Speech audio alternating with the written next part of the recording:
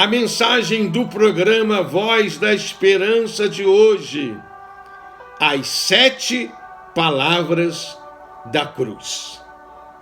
A Bíblia diz, ali na cruz, o Senhor pagou um alto preço. Ele cumpriu as profecias, ele cumpriu os mandamentos. O apóstolo Paulo fala em Colossenses 1:20 que ele nos trouxe a paz pelo sangue da cruz. O sangue de Jesus nos purifica de todo pecado. Como diz Apocalipse 1:5, aquele que nos ama com o seu sangue nos purifica de todo pecado. Como diz Paulo também em Colossenses 2:14, 15, ele riscou o escrito da dívida que era contrário a nós e triunfou ali na cruz. Ele pagou um alto preço e trouxe a redenção. E hoje eu quero compartilhar com você as últimas palavras do Senhor Jesus ali na cruz. São palavras proféticas, palavras que revelam o plano de Deus, o propósito de Deus para a nossa redenção. A primeira palavra das últimas palavras, das 7 últimas palavras de Jesus na cruz, ele disse: Pai, perdoa, porque eles não sabem o que fazem. Evangelho de Lucas, capítulo 23, versículo 34. O perdão é um dos pontos fundamentais, é um dos pontos principais do Evangelho. Através da obra da cruz, como diz o texto áureo, João 3,16, Deus amou o mundo de tal maneira que ele deu o seu único filho para que todo aquele que nele creia não pereça, mas tenha a vida eterna. O perdão, a graça, a salvação, a justificação pela fé. E o perdão é algo fundamental. Os nossos pecados estão perdoados. Se dissermos que não temos pecado, somos mentirosos e falamos que Deus é mentiroso, porque Deus diz que nós somos pecadores. Mas se confessarmos os nossos pecados, Ele é fiel e justo para nos perdoar e nos purificar. Então o perdão é algo fundamental. Por isso ali naquele momento de dor, Jesus disse: Pai, perdoa aquelas pessoas que fizeram aquela maldade. Líderes religiosos, invejosos, levaram Jesus àquela situação. O próprio Pilatos, que representava o governo humano, ele queria soltar Jesus, mas os religiosos deixaram de maneira bem clara que o desejo deles era a morte de Jesus. E naquele momento, Jesus disse: Pai, perdoa, porque eles não sabem o que fazem. O perdão, o amor, fala da salvação de Deus. E a segunda palavra de Jesus na cruz, ele disse para um dos ladrões: hoje mesmo tu estarás comigo no paraíso. Até na sua morte, Jesus estava mostrando a salvação. Tinha 2 homens com ele. Ele ainda trouxe salvação para um que se quebrantou, porque o homem que estava à sua direita disse para ele: Senhor, quando entrares no teu reino, lembra-te de mim quando entrares no teu reino. E olha só, ele disse hoje, ele não disse amanhã, ele não disse depois, ele disse hoje mesmo tu estarás comigo no paraíso. Então eu penso, como muitos estudiosos da Bíblia, que logo depois da morte vem o juízo, ou a vida eterna com Deus, ou a vida eterna em condenação. A segunda palavra: hoje mesmo tu estarás comigo no paraíso. A terceira palavra de Jesus, ali na cruz, estava ali Maria, a sua mãe, Maria, sua tia, e Maria Madalena. E estava também o jovenzinho João, o apóstolo do amor. Jesus mostrando o seu cuidado, mostrando a sua atenção para os seus discípulos e para sua mãe e família. Isso é importante demais para Jesus. Os discípulos, a família. Ele disse: mulher, eis aí o teu filho. Filho, eis aí a tua mãe.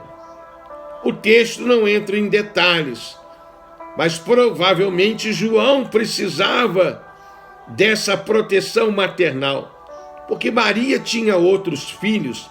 A Bíblia é muito clara com relação a isso. Mas o interessante aqui é o cuidado de Jesus com os seus. A Bíblia diz que ele amou os seus e amou até o fim. Jesus, a cruz, fala do amor, do perdão, da salvação, da graça, do cuidado de Deus por nós. A quarta palavra, Jesus ali já nos momentos finais, ele disse: meu Deus, por que me desamparaste? Por quê? Jesus estava ali levando todo o juízo, a ira de Deus sobre o pecado. Ele pagou um alto preço.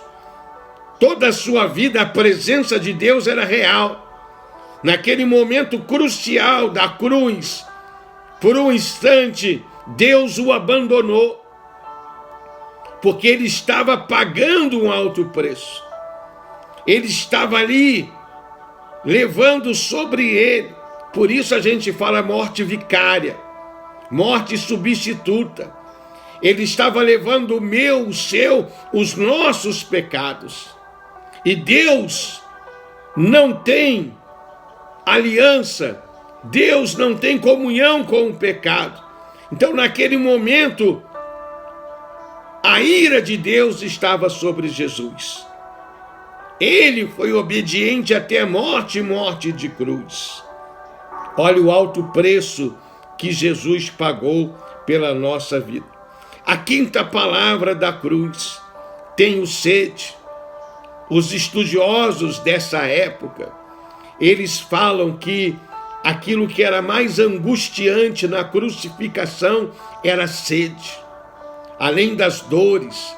Por isso Jesus é chamado homem de dores. Cuspiram no seu rosto, bateram na sua face, espancaram o seu corpo, zombaram, humilharam. Foi um momento terrível de dor, de sofrimento, e a sede é um dos piores de toda a situação de angústia que Jesus passou naquela cruz. Mostra a sua humanidade. Jesus ali era o Deus homem sendo crucificado. Era o homem, imagem e semelhança de Deus, o próprio Deus que se fez carne, pagando esse alto preço. E também para cumprimento. Você percebe aí no texto, quando Jesus fala tenho sede, João 19, 28, para que se cumprisse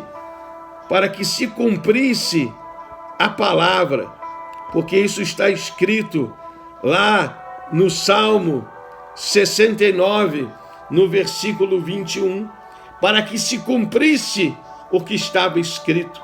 Davi falou muito sobre Jesus. Mateus revela isso, as passagens bíblicas que Davi menciona. E existem 3 salmos que são especiais: o Salmo 22, 23 e 24. É uma trilogia messiânica. O Salmo 22 fala do Messias encarnado. O Salmo 23 fala do Messias ressuscitado. E o Salmo 24 fala do Messias glorificado. Leia os Salmos 22, 23, 24 e você vai ver o Messias, o Cristo, o Senhor Jesus. A sexta palavra da cruz, Jesus disse, João 19, 30, está consumado. Ele estava dizendo: Pai, eu completei a obra, da redenção, do resgate, porque a Bíblia diz que todos pecaram. Eu e você somos pecadores, somos falhos. Todos pecaram e foram destituídos da glória de Deus. Mas Deus traz a justificação pela fé através do sangue de Jesus. A obra da cruz fala do amor, do perdão, da graça, da salvação de Deus em Cristo.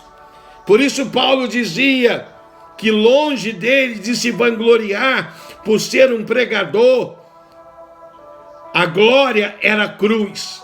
A cruz é o poder de Deus. 1 João 3,8, a Bíblia diz que para isso se manifestou em carne o Filho de Deus, para destruir as obras de Satanás. E foi ali na cruz, quando ele disse está consumado, ele estava dizendo: diabo, acabou a tua obra. Diabo, você agora é um inimigo derrotado. E ele estava dizendo: meu Deus, meu Pai, eu completei, eu fui obediente até a morte, morte de cruz. Eu abri através do meu sangue um novo e vivo caminho. Por isso o véu do templo se rasgou quando Jesus disse: está consumado. Está consumada a nossa salvação. Está consumado a redenção. Somos livres. Somos agora não apenas criaturas de Deus, mas somos filhos. O nosso nome está escrito no livro da vida. O Espírito de Deus habita em nós.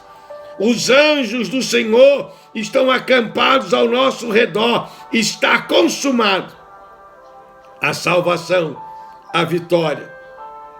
E finalizando, a última palavra, ele disse: eu te entrego o meu Espírito. Acabou. Completou. Finalizou. Ele voltou para a casa do Pai.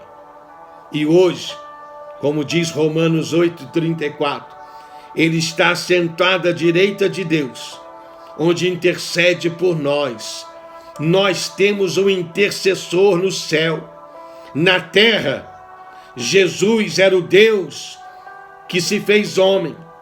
Hoje, no céu, assentado à direita de Deus Todo-Poderoso, está o Cristo ressuscitado, o Deus que se fez homem. Então, um pedaço do homem, uma porção da humanidade no mistério da encarnação, do Verbo que se fez carne, está hoje assentado à destra de Deus e intercede por nós. Que o Espírito Santo, nessa semana chamada, conhecida como Semana Santa, ele possa falar muito mais ao seu coração. Que essas 7 últimas palavras da cruz mostre para você o perdão, a salvação, o cuidado, o amor, o alto preço que Jesus pagou para dizer está consumado. Eu completei a obra da redenção, a obra da salvação, o resgate. Pare e pense, e muito mais o Espírito Santo vai falar ao seu coração nessa manhã, em nome do Senhor Jesus.